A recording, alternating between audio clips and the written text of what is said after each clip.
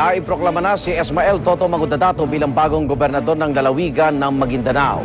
Tinalo po ni Magudadato si Ombra Sinsuat na magit 12,000 boto sa gubernatorial race.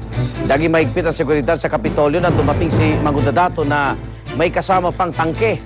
Nagkalat ang mga sundalo sa Kapitolyo. Bukod sa mga kaanak, naroon din ang mga supporter ni Magudadato.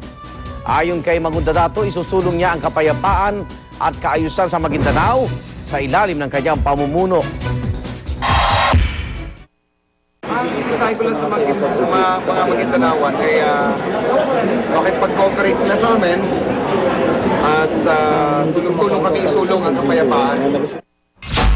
Emosyonal namang humarap sa media si Isabela Governor Grace Pataca isang araw matapos ideklarang panalo ang kalabang si Congressman Faustino D. III sa gubernatorial race ng Isabela.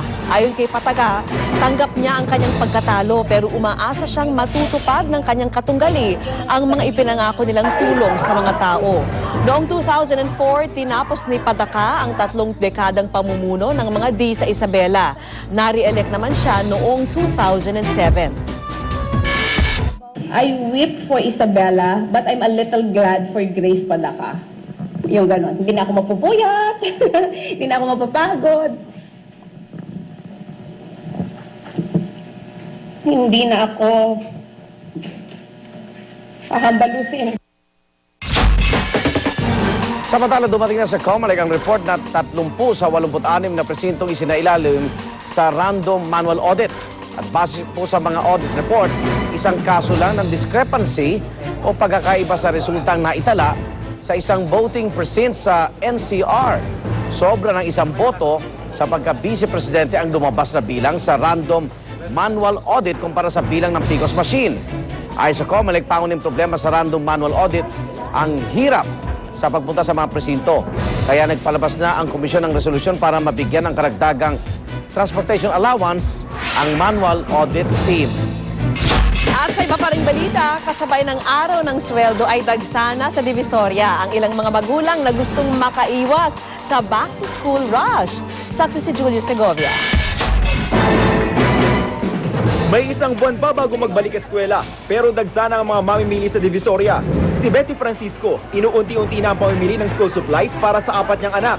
Noong isang linggo, mga notebook at pad paper daw ang binili niya. Ngayon, bag naman. 300 daw to, 10 lang natawad ko. Pero sa mall kasi, ano to, 750, 600. Ako yun ng 290. 290. Nakadagdag pa sa bulto ng mga tawang mga mamimiling kinsenas kung sumweldo. Payday din kaya nag-advance na rin kami para sa mga gamit ng mga bata. Dito sa Divisoria, 125 hanggang 320 pesos ang bag.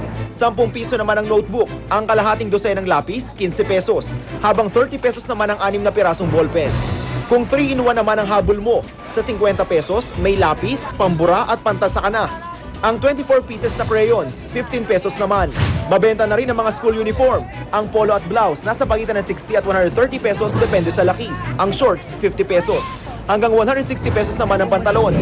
Sabi ng pamunuan ng mall na ito sa Divisoria, inaasahang dodoble ang bilang ng mga shopper nila habang papalapit ang pasukan. We have additional security for this school opening, no? Siguro till June 15. Yeah, we have additional guards. Wala pa naman daw paggalaw sa presyo ng mga gamit pang eskwela, pero payo ng mga nagtitinda. Sana bumili sila ng maaga hanggat hindi pa medyo mahal yung bilihin. Kasi habang ngayon, mas makakatipid sila. Ako si Julio Segovia, ang inyong saksi. At sama-sama natin saksihan, aksyong pagharang sa hold-upper sa Inglaterra nakuna ng CCTV camera. 3 ulilang kuting sa Amerika, inaaruga ng isang aso. Balita ang hatid ng isang liga ng katotohanan. Sama-sama nating pagiging saksi.